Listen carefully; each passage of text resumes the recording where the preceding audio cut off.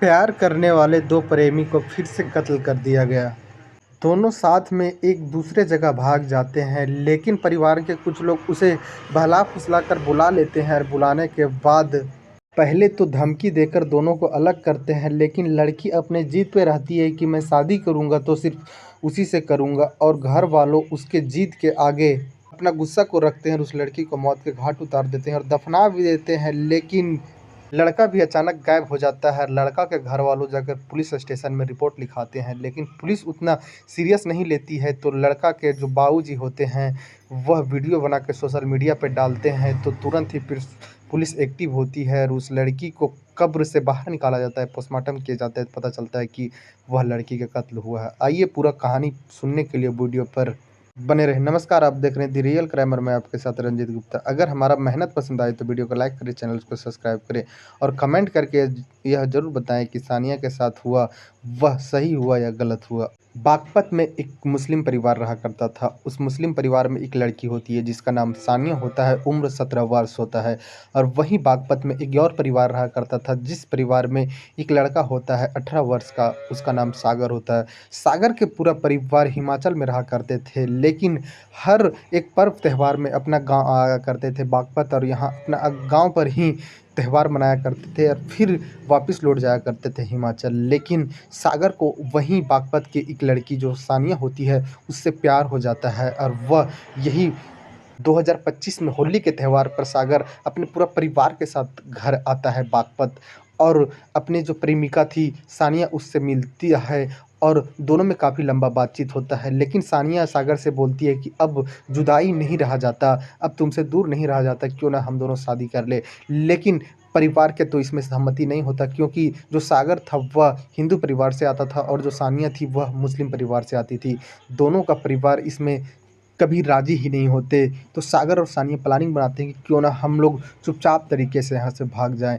और यही होता है, सागर जब होली का त्यौहार ख़त्म होता है तो सानिया को एक जगह पे बुलाता है और वहाँ से दोनों लोग फरार हो जाते हैं और चल जाते हैं हिमाचल और रहने लगते हैं। लेकिन जुलाई 2024 और 23 के रात की बात है, अचानक से सागर और सानिया को कुछ लोग हिमाचल में पकड़कर और बागपत लेकर आते हैं, और फिर सागर के परिवार के लोगों को भी बागपत लेकर आते हैं। दरअसल ये सानिया के ताऊ और चाचा और इनके जो चचेरा भाई थे वो लोग ये सागर और सानिया को हिमाचल से पकड़ के लाते हैं और सागर के परिवार वालों को भी पकड़ के लाते हैं अपना घर, और उन लोग के आँख के सामने सागर और सानिया के दोनों को खूब पिटाई करते हैं, दोनों को बराबर मारा जाता है।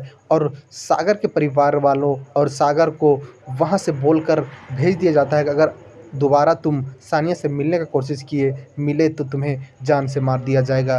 दरअसल बात ऐसा है कि ये जो सानिया के ताऊ चाचा है वह गांव में दबंग किस्म के लोग थे। इन लोग को पॉलिटिकल में भी अच्छा पकड़ था, एक नेता से इन लोग का पहचान था और गांव में काफ़ी ज़्यादा खौफ था।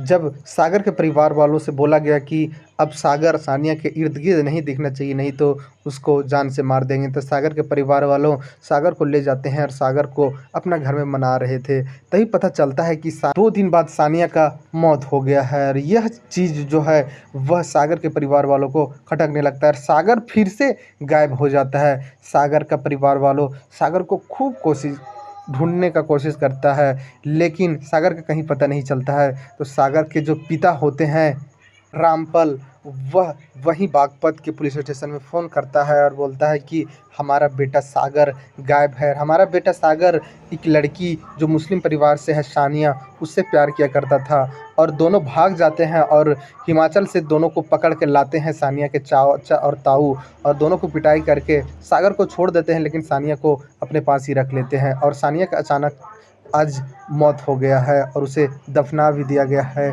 और रामपाल ये भी बोलता है कि कहीं हमें सानिया के मौत में फंसा ना दे पुलिस। लेकिन ये जो रामपाल थे उनका बात गंभीरता से नहीं लेती है, और रामपाल टेंशन में आ जाता है कि हमारा परिवार को सुरक्षा कौन देगा। और जो ये सानिया के ताऊ और चाचू थे वह काफ़ी ज़्यादा खौफ पैदा करके रखे थे और इन लोग को गोली मारने का धमकी भी देकर रखे थे।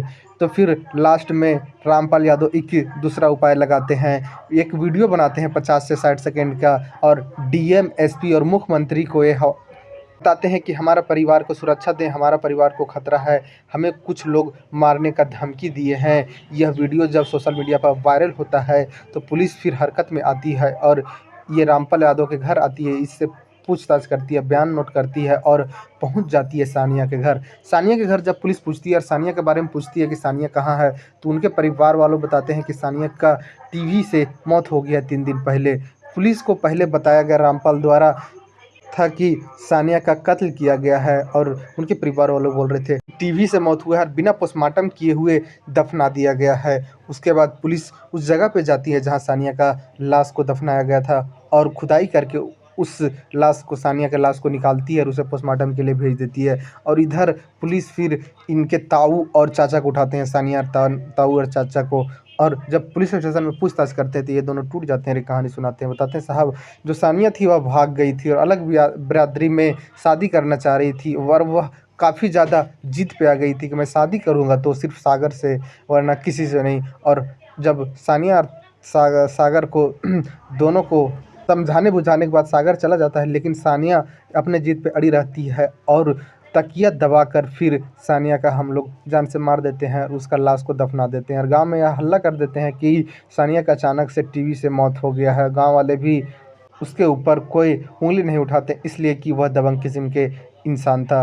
और फिर पोस्टमार्टम रिपोर्ट आने के बाद पुलिस भी पुख्ता हो गई थी कि यह जो सानिया का मौत है वह एक टीवी का नहीं है, इसे कत्ल किया गया है। उसके बाद पुलिस इसके परिवार वालों के ऊपर चार्जशीट तैयार करती है और यह मामला कोर्ट भेज देती है। लेकिन बता दिया जाए कि ये जो सानिया के मम्मी और पापा थे वह नहीं चाहते थे कि सानिया और सागर को जुदा करे, अलग करे और इसको जान से मारे, लेकिन उसके चाचा और जो ताऊ थे वह दबंग किस्म के लोग थे और अपना बदनामी नहीं होने देने चाहते थे, इसलिए इन लोगों ने इस तरह का अंजाम दिया।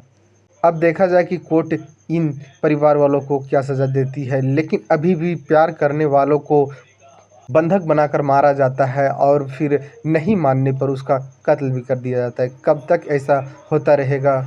इस कहानी में इतना ही। जय हिंद, जय भारत।